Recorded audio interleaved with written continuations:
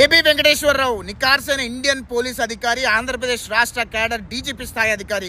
AB Venkateswararao గారి పేరు వింటేనే జగన్మోహన్ రెడ్డి గజగజ వణికిపోతాడు, భయపడి చచ్చిపోతాడు.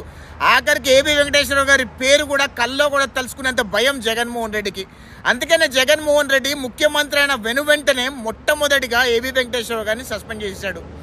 ఏబీ వెంకటేశ్వరరావు గారిని 2 సార్లు సస్పెండ్ చేసిన 2 సార్లు కూడా న్యాయ పోరాటం చేసి జగన్ రెడ్డికి చంపపెట్టు లాంటి సమాధానం చెప్పి ఆయన పోస్టింగ్ తెచ్చుకున్నాడు వెనక్కి.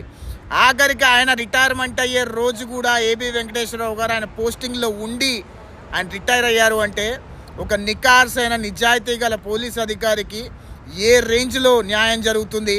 ఒక రాజకీయ ఆర్థిక ఉగ్రవాది ఒక నిజాయితీ గల పోలీస్ అధికారిని వేధించే ప్రయత్నం చేస్తే నిజాయితీ ఎటువైపు నిలబడుతుంది దానికి నిదర్శనమే ఏబీ వెంకటేశ్వరరావు గారి రిటైర్మెంటు. ఆయన రిటైర్మెంట్ అయ్యే రోజు పోస్టింగ్ రావటం అంటే జగన్మోహన్ రెడ్డి అనే ఒక రాజకీయ ఉగ్రవాది ముఖ్యమంత్రి అయితే ఆంధ్రప్రదేశ్ రాష్ట్రాన్ని ఏ రకంగా సర్వనాశనం చేస్తాడు, రాష్ట్రంలో ఉన్న వ్యవస్థలను ఏ రకంగా భ్రష్టు పట్టిస్తాడు అంటానికి ఏబీ వెంకటేశ్వరరావు గారి సస్పెన్షన్ ఒక నిదర్శనం.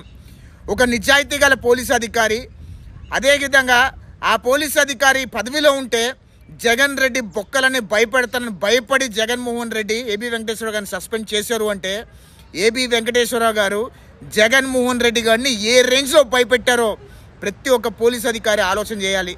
నీతి నిజాయితీ గల పోలీస్ అధికారి యూనిఫామ్ వేసుకొని డ్యూటీ చేస్తే ఆర్థిక ఉగ్రవాదులు రాజకీయ ఉగ్రవాదులు భయపడాల్సిందే. అది జగన్మోహన్ రెడ్డి భయపడ్డాడు, అది రుజువైంది. ఏబీ వెంకటేశ్వరరావు నికార్సైన ఇండియన్ పోలీస్ అధికారి, ఆంధ్రప్రదేశ్ రాష్ట్ర క్యాడర్ డీజీపీ స్థాయి అధికారి.